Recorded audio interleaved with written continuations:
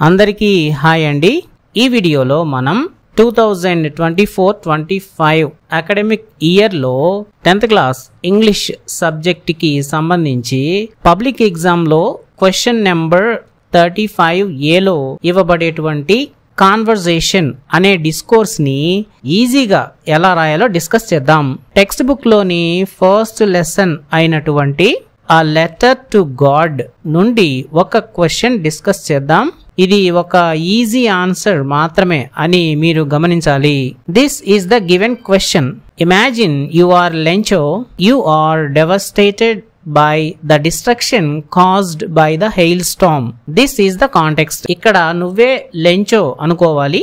వడగళ్ల వర్షం వలన పాడైపోయిన పంట గురించి నువ్వు బాధపడుతున్నావు. సో ఇది సందర్భం. Right a conversation between Lencho and his son in this context. ఈ సందర్భంలో లెంచోకి అతని కుమారుడికి మధ్య జరిగే సంభాషణ రాయాల్సి ఉంటుంది. అది ఎలానో చూద్దాం. Son, all our hard work has gone to waste.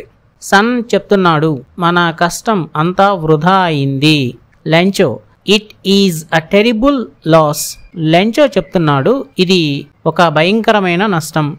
Son, how will we survive? మనం ఎలా బయటపడాలి? Lencho, we will find a way. ఏదో ఒక దారి చూద్దాం. Son, but how? కానీ ఎలా? Lencho, we have faith in God. మనకి దేవుని మీద నమ్మకం ఉంది. Son, we have nothing to eat. మనకి తినడానికి ఏమీ లేదు. Lencho, faith can move mountains. విశ్వాసం ద్వారా పర్వతాలనైనా కదిలించవచ్చు. అంటే నమ్మకం ఉంటే ఏదైనా సాధ్యమే. Son, I wish I had your optimism, father. Daddy, నాకు కూడా నీకున్నంత నమ్మకం ఉంటే బాగుండు. Lencho, let's ask God for help. సహాయం చేయమని మనం దేవుడిని ప్రార్థిద్దాం. Son, I hope you are right.